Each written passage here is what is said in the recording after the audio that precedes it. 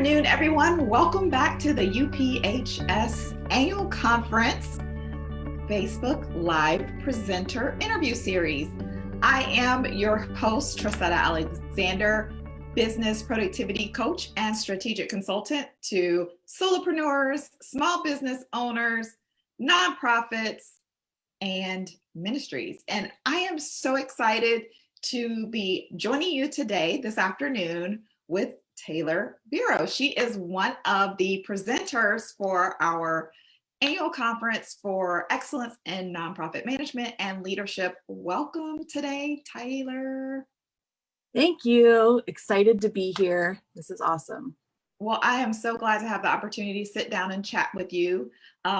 Before we dive into the interview, why don't you go ahead and introduce yourself, tell everyone who you are, what you do, and a little bit of, about yourself. Awesome.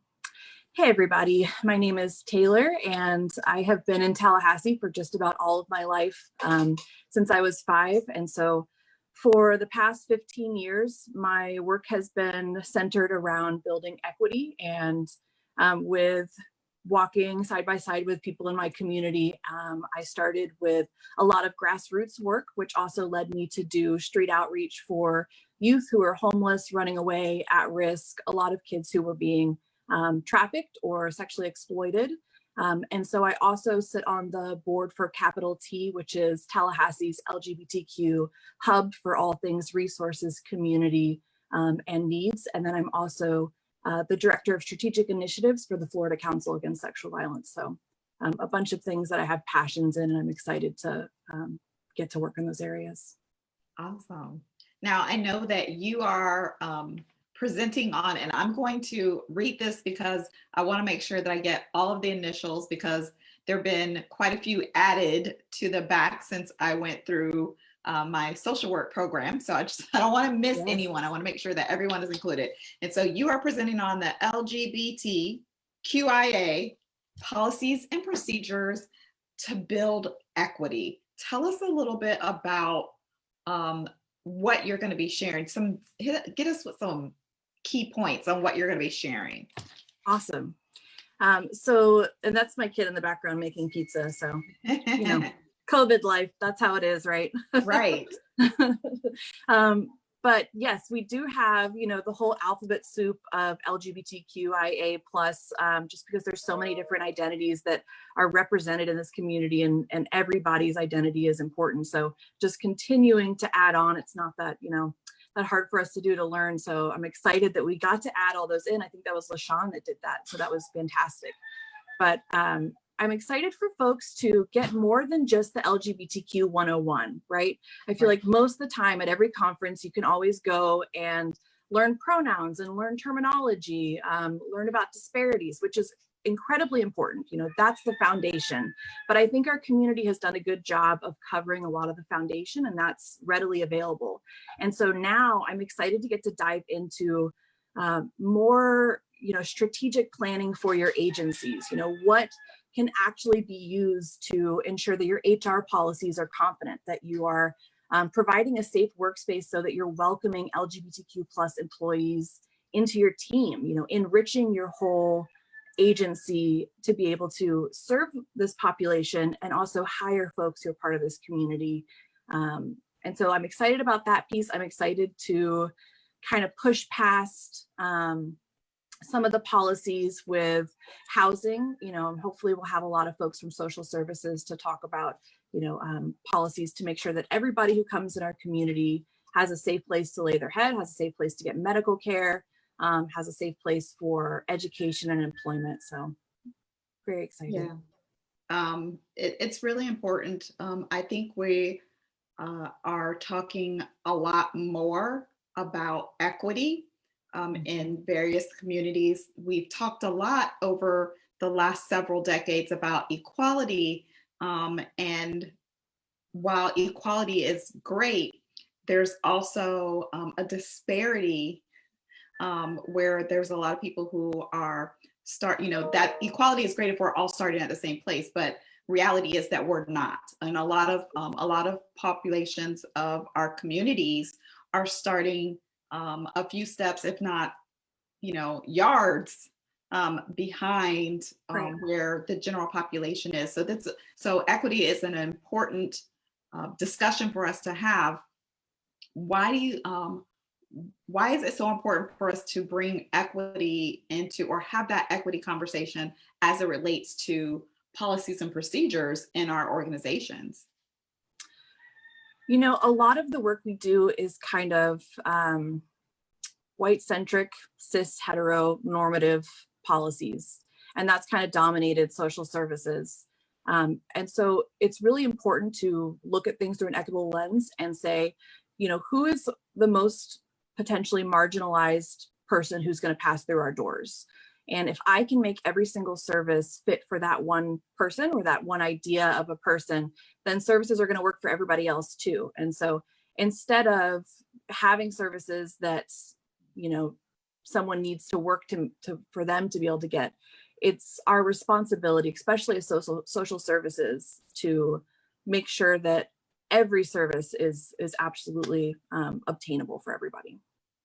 What do you think is the greatest block to creating an environment that is inclusive?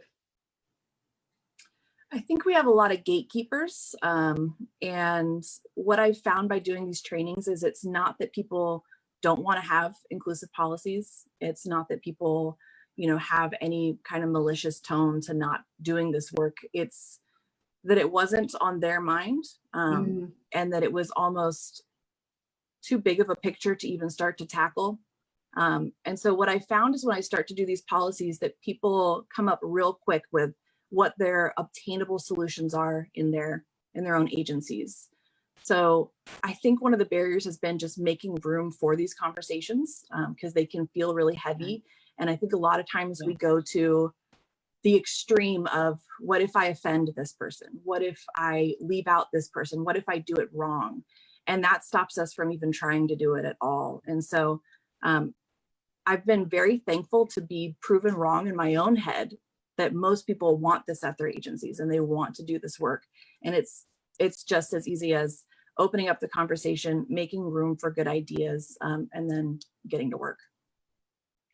So kind of shifting a little bit back to your conference presentation, what are you hoping attendees will walk away with? Like what's one or two things that you really hope that people who attend your session will walk away from that conversation or your presentation with?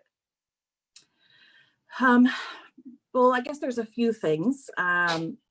Obviously, step-by-step guides to how to do this. I'm hoping that they, you know, we're going to try or I'm going to definitely give some concrete examples of easy ways to make some changes within your agency. And I'm hoping that will be able to be easily applied to just about every agency in town.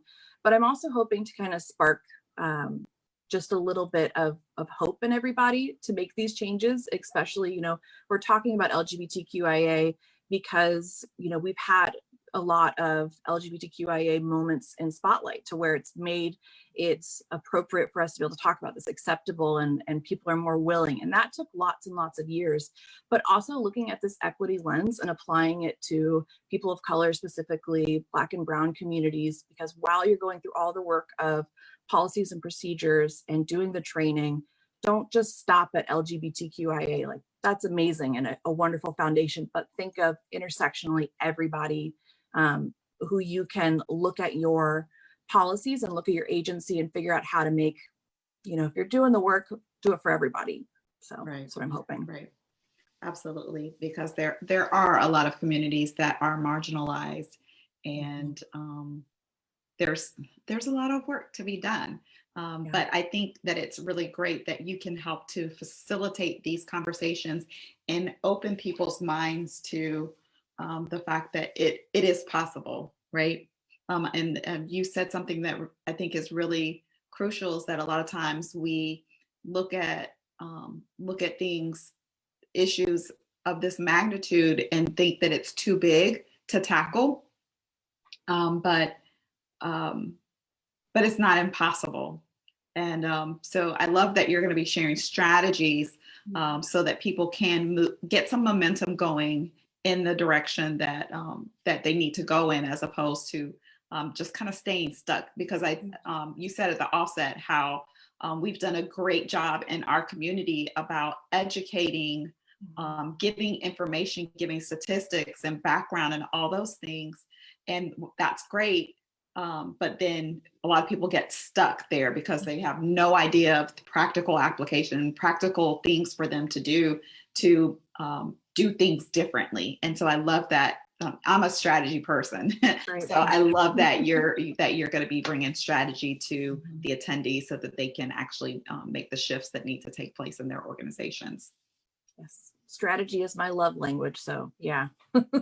Then you are a girl after my own heart. Well, if anyone watching this